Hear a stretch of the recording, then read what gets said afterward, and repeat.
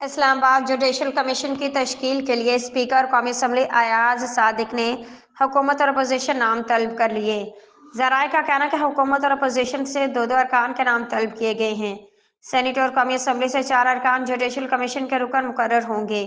واضح ہے کہ تحریک انصاف نے اعلیٰ عدلیہ میں ججز کی تعیناتی کے لیے قائم جوڈیشل کمیشن کا حصہ بنانے کا فیصلہ کر لیا ہے۔ اسلام آباد پاکستان تحریک انصاف نے فیصل چودھری کو دوبارہ بانی کی لیگل ٹیم میں شامل کر لیا ہے۔ بانی پی ٹی آئی نے سلمان اکرم راجہ اور فیصل چودھری میں صلح کرا دی، جس کے بعد فیصل چودھری کو دوبارہ بانی پی ٹی آئی کی لیگل ٹیم میں شامل کر لیا گیا ہے۔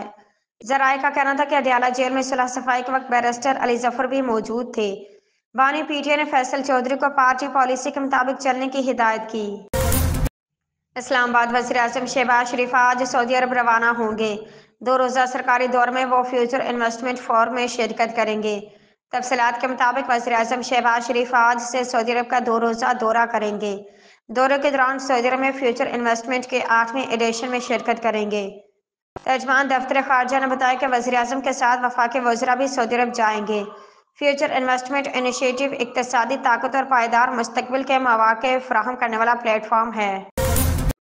سپریم کورٹ کے فل کورٹ اجلاس میں ججز نے زیر التوا مقدمات نمٹانے کے عزم کا اعادہ کیا ہے۔ سپریم کورٹ کا فل کورٹ اجلاس ہوا، جس میں تمام ججز شریک ہوئے۔ جسٹس منصور علی شاہ نے بذریعہ ویڈیو لنک اجلاس میں شرکت کی۔